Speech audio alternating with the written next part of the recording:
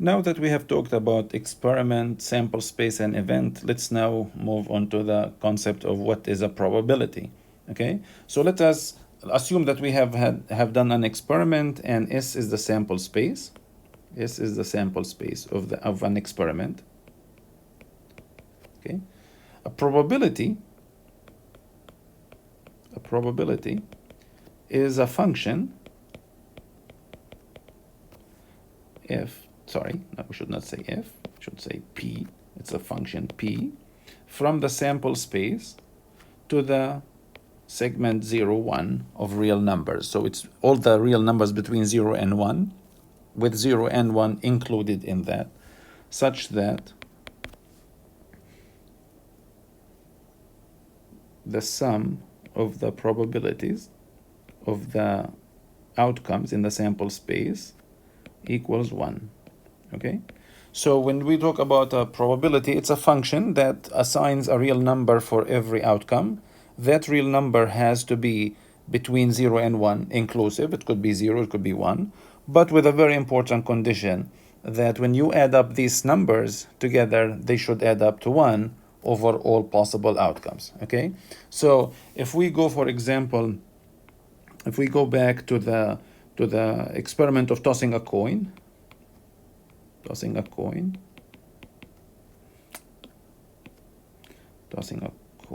and we said sample space is heads or tails. One possible probability is probability of heads, and probability of tail is 0.5, right? So if you look at this, each one of the two outcomes, we assign to it a real value, which is 0.5. The sum of the two numbers gives us 1. Therefore, this is a probability function, okay, or a probability distribution. This kind of coin, where both sides have the same probability, we call it a fair coin. Okay, it's a fair coin. It's a coin when you toss, both sides can appear with the same probability. But we don't, in probability theory, we don't usually just deal with fair coins. You can actually think of a different, we can think of a different probability where we say probability of heads, let's say, is 0.9, and probability of tail is 0.1. This also is a probability, because the sum of the two numbers is 1, and each of them is a number between 0 and 1.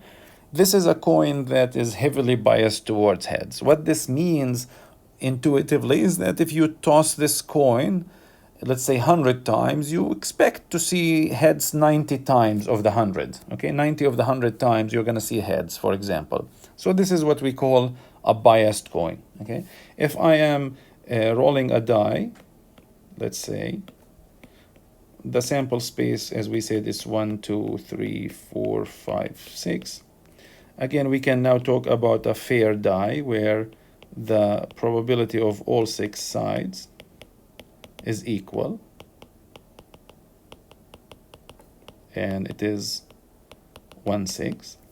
But we can again talk about biased coins where you say P of 1 equal P of 2 equal 0.5, let's say, and P of 3 equal P of 4 equal P of 5 equal P of 6 equal 0. So this is a strange coin here. So we have, this is, sorry, die. This is a fair die, and this is a biased. Okay, so this is fair, and this is a biased.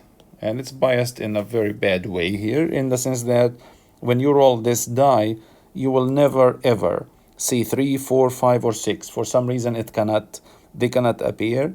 1 and 2 can appear, and they appear with equal probability. Okay, and the same thing, we go to generating a random graph, and you can assign any probability to any of the graphs. But again, you have to make sure that the sum of probabilities over all possible random graphs on n nodes has to be equal to 1. Okay, now I don't want you to think that we just deal with tossing a coin once or rolling a die once and so on. Let's actually think about, for example, toss a coin 3 times. Okay, so if we toss a coin 3 times, then the sample space now is the Cartesian product of these 3 sets. Right, so when you toss a coin 3 times, every possible outcome is really a 3 tuple, where every element in that tuple there is either heads or tails. Okay, so the cardinality of the sample space in this case is 2 to the 2 to the third, which equals 8. Okay, so there are 8 possibilities. And again, here we can say one probability distribution where the probability of each one of these outcomes is 1 over 8 for every, right? So this is this is one possible probability distribution. We are giving all the possible outcomes the same probability. And this is, by the way, when this probability, when you give all outcomes the same probability, this is known as a uniform distribution or uniform probability distribution. Okay, but again, I could give a different one here. For example, p of head is 0.9, and p of tail is 0.1. And then I can say then p of whatever s that is not of one of these two, it's going to be 0 for every s that is not head or tail. Okay, so this is, again, we have some sort of biased coin here that we can only see head or tail. Again, it's not easy to imagine such a coin in practice, but for mathematical reasons, you can think about it like this. You can create any example you want. Okay, so this is how we assign probabilities to outcomes. Okay, so a probability or probability distribution is a function that assigns a real number between 0 and 1 to every possible outcome, such that the sum of these values over all possible outcomes has to be 1. As I said, uniform distribution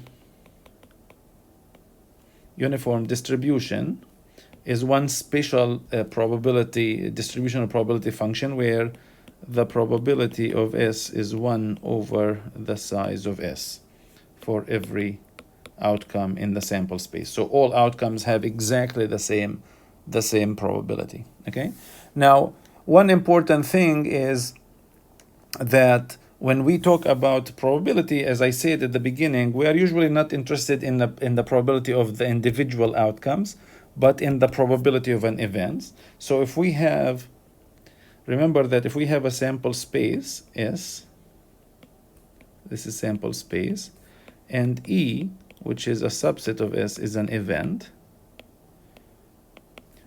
Remember that E is just a set of possible outcomes, okay? So E is elements from big S. So the question is that what's the probability of an event? The probability of an event is the sum of the probabilities of the outcomes in that event, okay?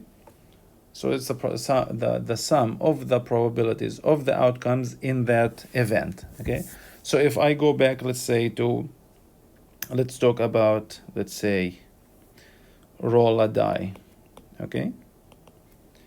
And again, S here is 1, 2, 3, 4, 5, 6. And suppose I'm interested in asking the following question: what is the probability that when I roll a die that I will see a number that's smaller than or equal to 3? So now the event, when you talk about the probability that the number I see is smaller than or equal to 3, then the event corresponds to the following outcomes: 1, 2, 3, right? So now what's the probability of this?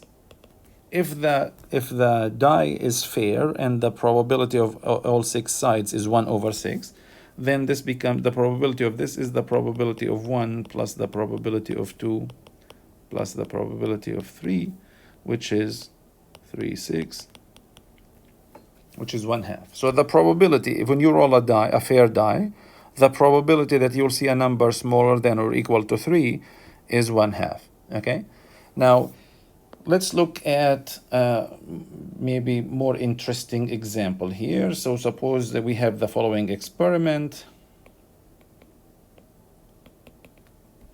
Generate a binary vector of size n, where every entry can have 0 or 1 with equal probability. Okay, so I can generate these binary vectors of size n, where in the first entry 0 or 1 appear with probability 0.5, in the second entry 0 or 1 appear with probability 0.5, and so on. Okay, so first of all, the sample space is the set of all possible binary strings or binary sequences or binary vectors of size n, so it is 2 to the n. Okay, and in this case, the probability of every outcome, because all outcomes have the same probability, the probability of every outcome is 1 over 2 to the n for every s in the sample space here. Okay, so let's look at the following question here. What is the probability? What is the probability that a binary vector generated by this experiment, a binary vector, again, generated by this experiment, has exactly k1s, okay? Has exactly k1s in it, where, of course, let's say k is between 0 and n. You can have no ones in it, or you can have all of them to be 1. Okay, so k is a specific number between 0 and n. The question is that what's the probability that a binary vector has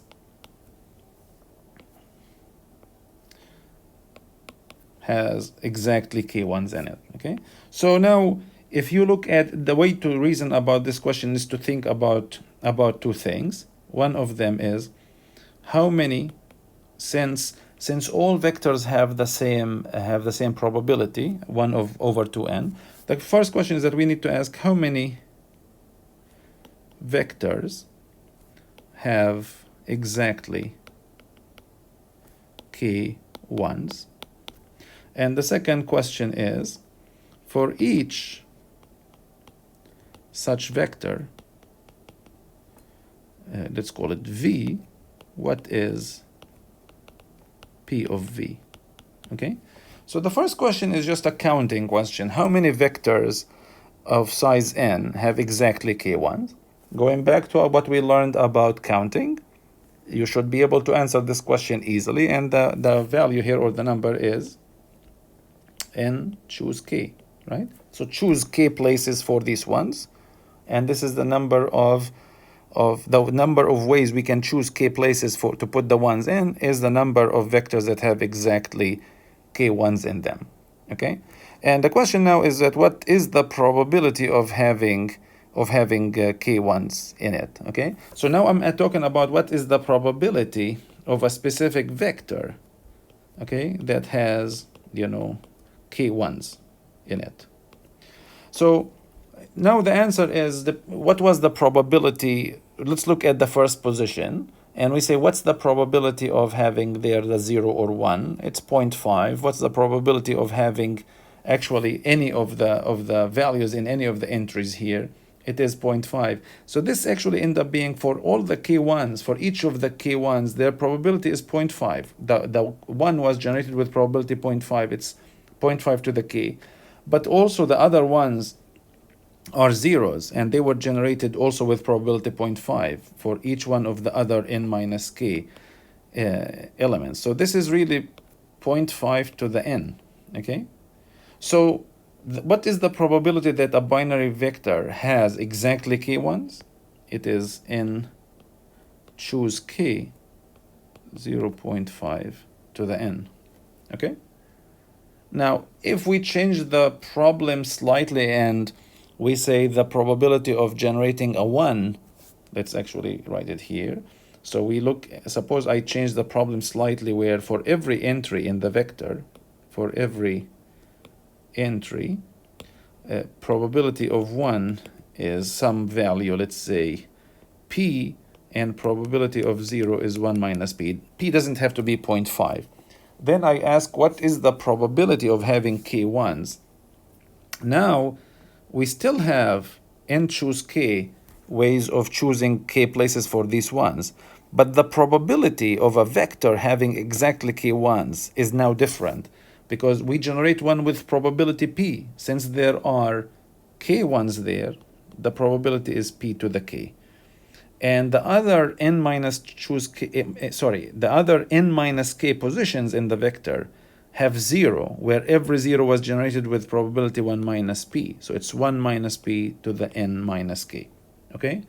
So this is now the probability of having a vector with exactly k ones, when the probability of generating a 1 is p, and the probability of generating 0 is 1 minus p.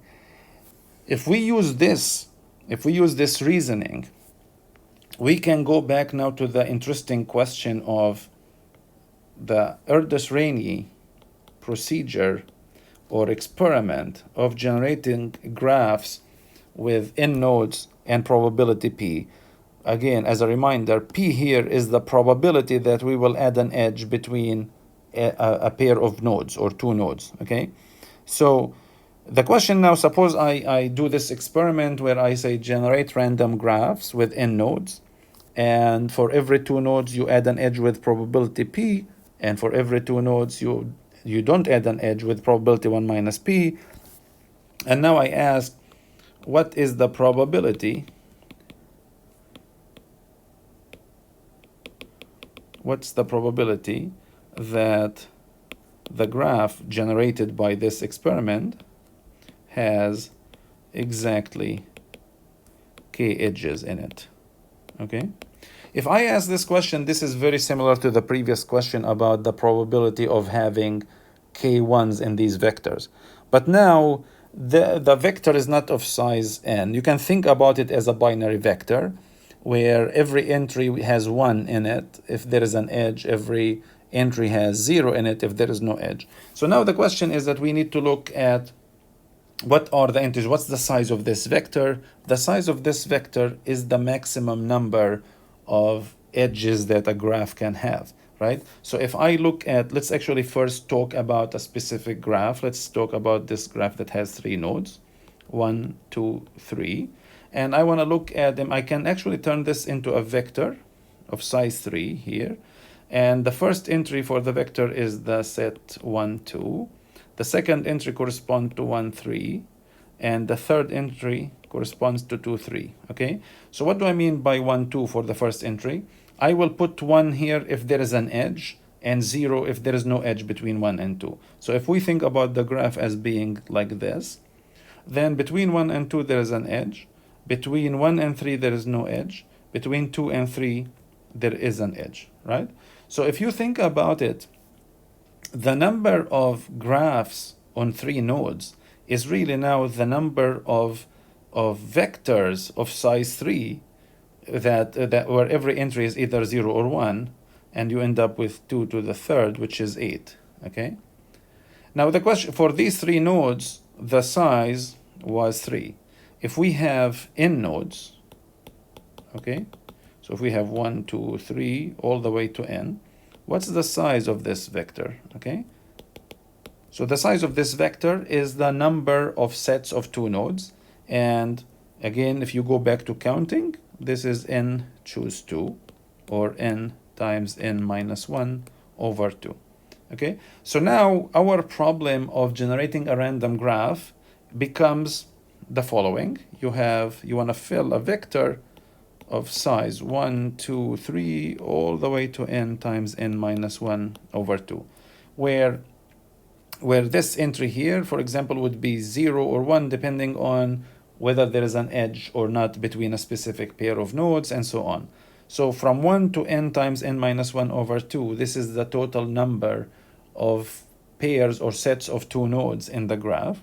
And now we are asking the question of how many graphs have k edges, and what's the probability of putting k edges. So now, similar to before, the problem becomes that we have now, instead of n, we have n times n minus 1 divided by 2 entries in the vector, and from this we want to choose k. So it's n times n minus 1 divided by 2, choose k.